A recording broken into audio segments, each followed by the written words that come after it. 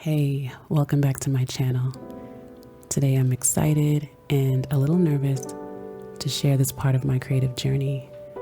I wasn't going to, but then I realized that it would go against the reason why I created this channel. I stitched my very first watercolor sketchbook as a way to find balance after weeks of creative frustration. This sketchbook became essential to my creative process, and today I'm going to show you why.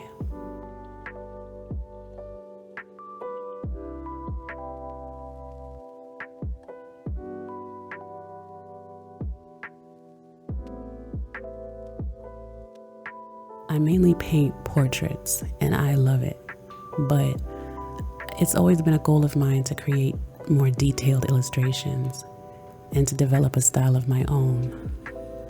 I started off with a lot of thumbnails, small sketches, and studies.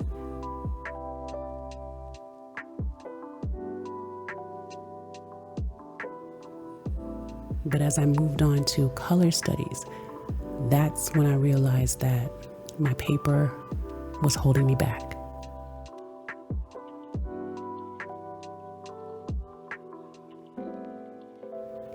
I do own some watercolor blocks, fluid cold press and hot press, Fabriano Artistico cold press and hot press. But on each one, I found it very difficult. After doing some research, I realized that I need to move away from the blocks and get some full sheets so I could achieve the quality that I wanted. Testing these sheets of paper, I used this one to create my sketchbook, but just testing them, I realized that each has their own personality and requires specific techniques to get the best results.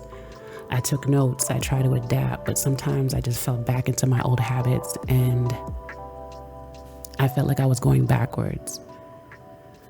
I painted so many portraits, I had many disasters, but then I finally came up with one that I felt was decent.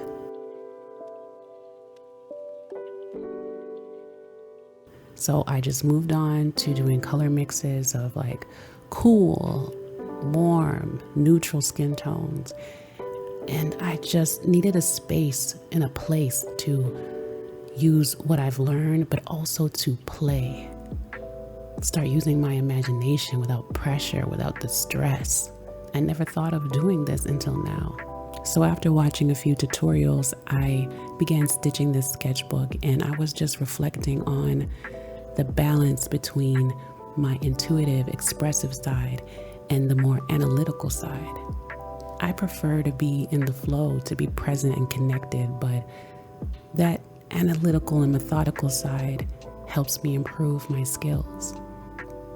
But too much time spent there, I begin to become discouraged. I lose confidence.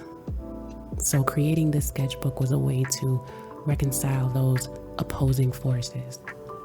It's imperfect. Some pages are loose, others are tight, but it was my first time and I could always create another one or even redo this one.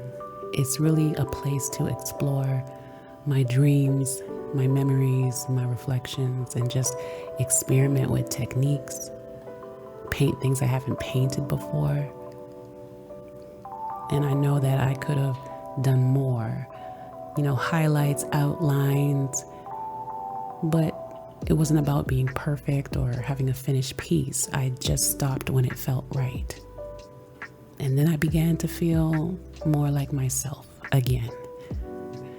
I'm going to share a time-lapse video of the second to last page of this sketchbook. So I want to thank you for joining me on my self-journaling process.